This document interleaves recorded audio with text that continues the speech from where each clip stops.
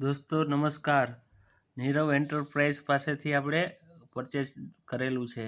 દોસ્તો પરચેસની એન્ટ્રી વિશે આપણે ખ્યાલ છે, આપણે શીખી ગયેલા છીએ. અગાઉના લેક્ચરમાં આપણે ડિસ્કાઉન્ટની એન્ટ્રી પણ કઈ રીતે કરવાની છે તેના વિશે પણ આપણે શીખી ગયા છીએ. તો દોસ્તો આજના લેક્ચરમાં આપણે ફ્રેટ ચાર્જીસ સાથે પરચેસની એન્ટ્રી કઈ રીતે કરવાની છે તેના વિશે જોવાનું છે. સામાન્ય રીતે આપણે પરચેસની એન્ટ્રી કરતાં શીખી ગયા છીએ કે કઈ રીતે આપણે ડિસ્કાઉન્ટનું લેઝર આપણે એડ કરવાનું છે. પણ દોસ્તો જ્યારે આપણે કોઈ પણ સમય માલની ખરીદી કરી છીએ મટીરિયલની, તો આ ફ્રેટ ચાર્જીસ આપણે ચૂકવવું પડતું હોય છે. રિક્ષાવાળાને રિક્ષા ભાડું ચૂકવવાનું હોય છે. તો એ ચાર્જ ઘણી વખત શું હોય છે કે સામેવાળો સપ્લાયર છે તે આપણને એ ચાર્જ છે, મટીરિયલ મોકલે એનું ચાર્જ છે એ પોતે એમાં એડ કરીને મોકલે છે. તો તેનું દોસ્તો કઈ રીતે લેઝર બને છે તે જોઈ લઈએ. તો ફ્રેટ ચાર્જ છે આપણું ડાયરેક્ટ એક્સપેન્સ છે. ડાયરેક્ટ એક્સપેન્સના લેઝર નીચે આપણે એડ કરશું.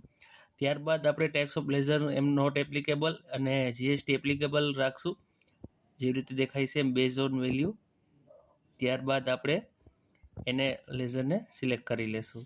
તો દોસ્તો જેવી રીતે આપણે લેઝર ક્રિએટ કરેલું છે ફ્રેટ ચાર્જીસનું, તેમાં તમે ટકાવારી મૂકવી હોય તો પણ મૂકી શકો છો. ડાયરેક્ટ માનો કે રિક્ષા ભાડું 500 રૂપિયા એ લોકો એડ કરીને મોકલતા હોય તો એ રીતે પણ હશે, એ રીતે પણ મોકલેલું હશે. અમુક સપ્લાયર છે બેઝ ઓન પર્સન્ટેજના હિસાબે પણ આપણા ઉપર ફ્રેટ ચાર્જ ચડાવે છે.